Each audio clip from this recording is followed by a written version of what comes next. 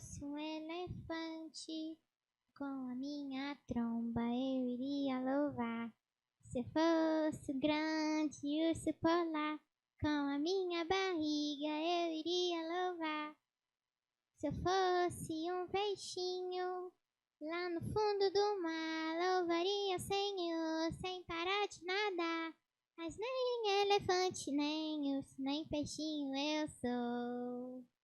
Mas eu sou o que sou, tenho um coração, um grande sorriso e uma linda canção. Se Deus me fez assim, assim vou louvar.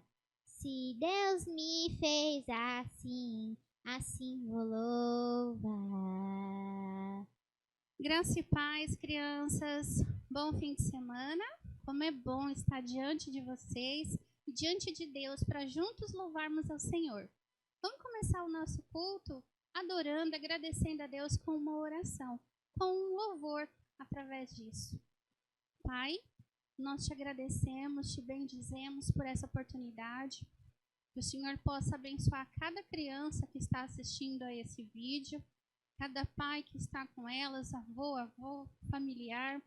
Que o Senhor entre agora nesse lar, Senhor, levando cura, restauração. Traz a mente dessas crianças cativas a Ti, Senhor, e ao Teu Espírito Santo, para que elas possam aprender e receber a palavra que o Senhor tem para elas esse dia. Te agradecemos pela semana abençoada, por todo o livramento e cuidado que o Senhor tem conosco.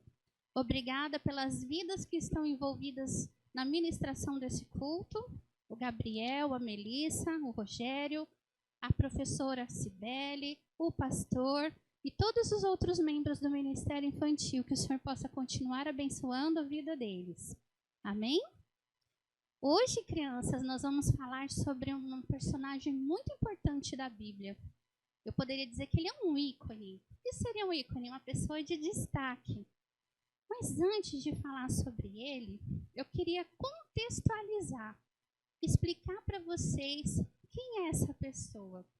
E essa pessoa está no livro de Atos, a partir do capítulo 9. Mas ele não aparece só aí. Ele aparece antes, quando Estevão é apedrejado. Quando Estevão é apedrejado, o primeiro mártir da igreja, a capa de Estevão caiu sobre os pés dessa pessoa. A capa é um simbolismo de continuação ministerial, como Eliseu recebeu a capa de Elias, por exemplo. Então, hoje nós vamos falar desse ícone, e o nome dele é Paulo, ou Saulo. Na verdade, ele tem os dois nomes. Um nome é romano e um nome é hebreu. O nome Saulo significa grande. O nome Paulo significa pequeno. O nome Saulo significa desejado. Paulo, apesar dele ser um hebreu de nascença, um benjamita, ou seja, da tribo de Benjamim, ele era de nascimento um romano. E no contexto da Bíblia, isso é muito importante, porque quem estava cuidando e governando Israel na época de Jesus e de Saulo era Roma, e governou durante muitos anos. Então, há sempre um contexto atrás das histórias que a gente conta para vocês. Então, Saulo vive nesse contexto. E quem era Saulo? Saulo era um benjamita, um israelita. Ele era muito cuidadoso em cumprir os mandamentos do Senhor, a palavra de Deus. Ele era um judeu exímio, muito zeloso, inclusive. E ele não queria que os judeus deixassem de ser judeus e queria zelar pela palavra do Senhor, pelos mandamentos que Moisés havia recebido, ou melhor, ele queria cuidar para que a lei do Senhor fosse cumprida, que a lei do Senhor e os mandamentos que ele deixou fossem cumpridos. E quando Jesus vem e começa a pregar o evangelho da salvação, o evangelho da graça, os judeus não gostaram muito disso. Mesmo o Senhor Jesus sendo um judeu, e cumprindo todas as regras, todas as leis desse mandamento. Os cristãos, depois da ressurreição de Cristo, e até antes eram vistos como uma seita, como hereges. Eles não eram bem vistos, eles não eram queridos. E Paulo, por ser um exímio judeu, queria cuidar para que nenhuma das palavras do Senhor se perdesse, mas dentro da cultura judaica, dentro do judaísmo. E o Senhor Jesus, como a gente pode ter observado, tanto no livro de Mateus, Marcos e Lucas, e depois no livro de Atos, eles estão montando uma nova igreja. Eles estão montando uma nova religião, que é o cristianismo, que é a salvação pela graça do Senhor Jesus. E isso faz com que os judeus comecem a perseguir os cristãos. E Saulo, ele é uma dessas pessoas. Então, o que ele fazia com os judeus? Ele matava, perseguia, ele ia atrás, matava homens, mulheres e crianças, os torturava, para acabar com o cristianismo. Não porque ele era mau, mas sim porque ele não havia sido alcançado pelo Evangelho de Jesus. Ele ainda não tinha compreendido que o Senhor Jesus trouxe para nós uma nova aliança através do sangue dele. Ele ainda estava vivendo a velha aliança. E é agora que a nossa história começa. Então, nós vamos pegar o livro de Atos, no capítulo 9.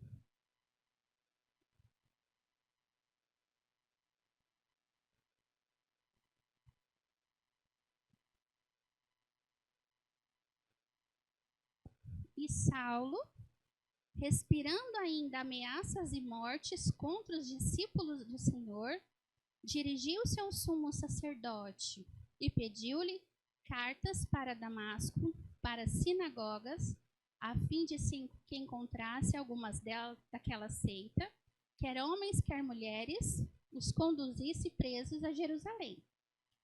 E o que nós vemos aqui nesses 2 versículos? Saulo foi ao Sinédrio, ele foi na sinagoga, pediu autorização ao sumo sacerdote para perseguir a seita, que são os cristãos. E ele obtém uma carta, essa autorização. E quando ele está indo, no sentido da cidade de Damasco, olha o que acontece. 3. E indo no caminho, aconteceu que, chegando perto de Damasco, subitamente o cercou um resplendor de luz do céu. E caindo em terra, ouviu uma voz que lhe dizia: Saulo, Saulo, por que me persegues? E caindo em terra, ouviu uma voz que lhe dizia: Saulo, Saulo. E ele disse: Quem és, Senhor? E disse o Senhor: Eu sou Jesus, a quem tu persegues. Duro é para ti recalcitrar contra os aguilhões. E ele, Saulo, tremendo e atônito, disse: Senhor, que queres que faça? E disse-lhe o Senhor: Levanta-te e entra na cidade, e lá te será dito o que te convém fazer. Então, observem aqui que até o 6, Saulo está indo em direção, no caminho de Damasco, à cidade, perseguir os cristãos. E ele estava com 2 outras pessoas, outros soldados. E quando, de repente, uma luz aparece para ele, e era o próprio Senhor Jesus conversando com ele, dizendo e perguntando: Por que você me persegue, Saulo? Quando você perseguiu um cristão, você estava perseguindo o próprio Senhor Jesus. E aí no 7 em diante. E os varões que iam com ele pararam espantados, ouvindo a voz. O conduziam, mas não via ninguém. E o guiando pela mão, o conduziam a Damasco.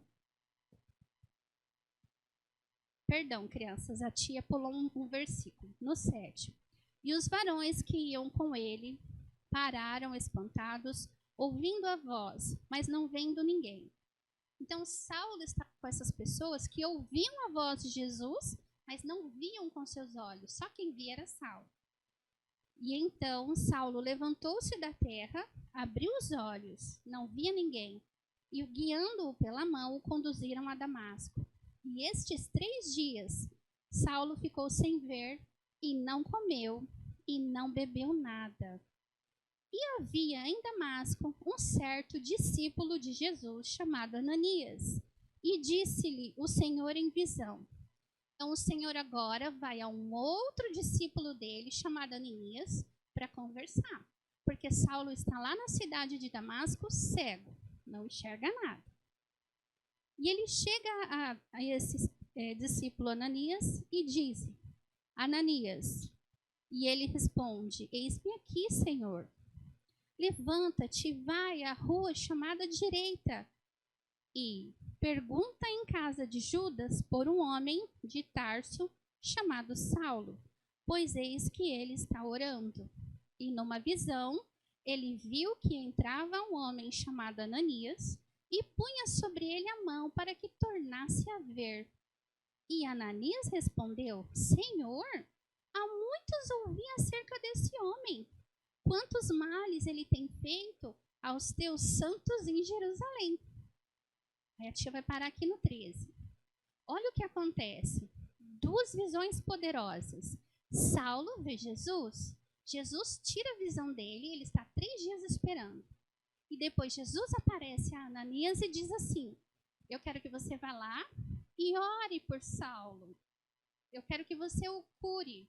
E Ananias tem medo, porque sabe que Saulo de Tarso é a cidade da onde ele é uma pessoa que é conhecida por perseguir cristãos, por matar, por apedrejar, por perseguir, por fazer maldades. E ainda assim o Senhor manda ele lá.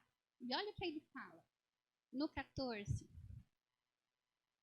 Aqui tem poder dos principais dos sacerdotes para prender a todos os que invocam teu nome.